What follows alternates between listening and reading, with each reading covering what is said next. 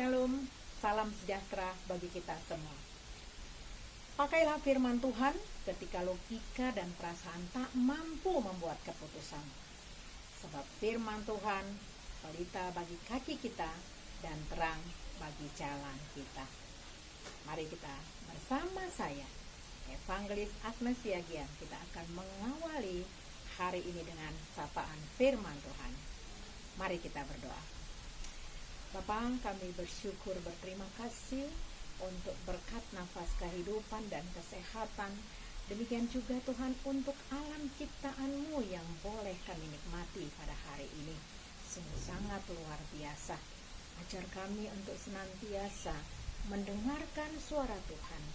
Lewat pertolongan Roh Kudus, kami dimampukan untuk mendengar, memelihara, dan melakukan firman-Mu. Amin. Firman Tuhan kita pada hari ini tertulis di Mazmur 119 ayatnya yang ke-74. Orang-orang yang takut kepadamu melihat aku dan bersukacita, sebab aku berharap kepada firman-Mu.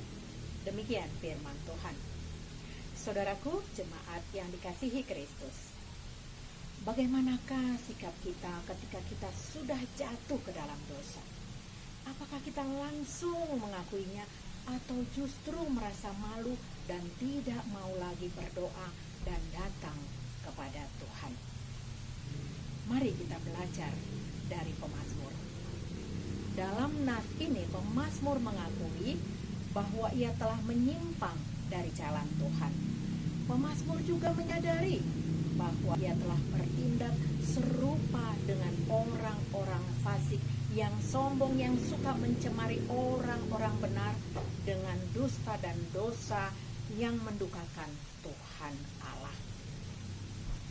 Tuhan adalah Maha Pengasih dan Maha Penyayang. Tuhan tidak mau orang-orang pilihannya atau orang-orang yang dikasihinya jatuh terus ke dalam dosa. Seperti pemazmur, melalui pengalamannya mengalami penindasan dan penderitaan, akhirnya ia menyadari bahwa ia sudah melupakan Tuhan.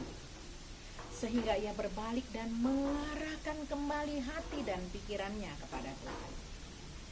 Pemazmur sadar dia sudah melupakan Tuhan, melupakan kebaikan yang sudah dikecapnya, bahwa selama hidupnya Tuhanlah yang memberkati, juga Tuhanlah yang menolongnya.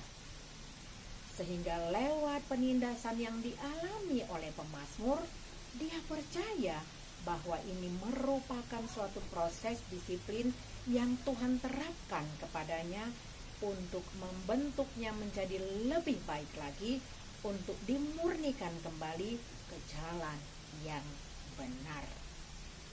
Saudaraku, banyak cara Tuhan yang dinyatakan kepada umat yang dikasihinya untuk menyadarkan kita dari kelalaian kita.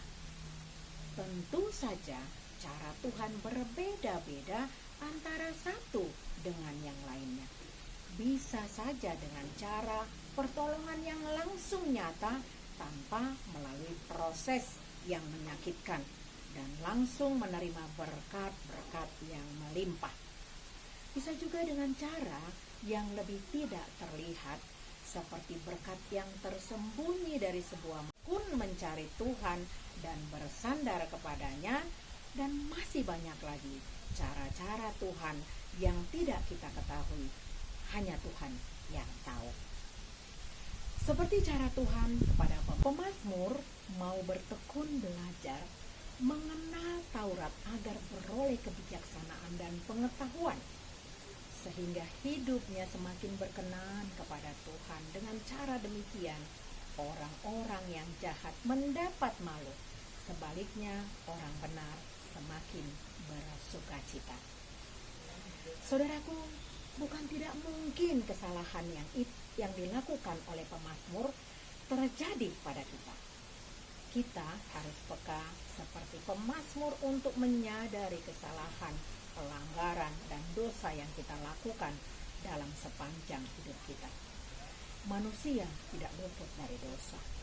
Tinggal kita sendiri yang menyikapi bagaimana ketaatan dan ketundukan kita kepada Tuhan. Ketika kita ditegur Tuhan, mari kita datang kepadanya.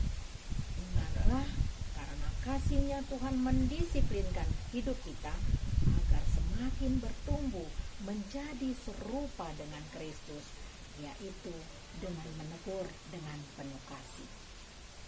Segala tulisan yang diilhamkan Allah memang bermanfaat untuk mengajar, untuk menyatakan kesalahan, untuk memperbaiki kelakuan, dan untuk mendidik orang dalam kebenaran. 2 Timotius 3 ayat 16. Ditegur memang tidak enak, tetapi perlu agar kita menyadari dan menghentikan kesalahan itu. Dan kemudian kita bisa kembali melakukan jalan yang benar seperti yang Tuhan kehendaki. Dengan demikian nama Tuhan dipermuliakan. Amin. Mari kita berdoa. Kami bersyukur Tuhan sudah mendengarkan firman-Mu.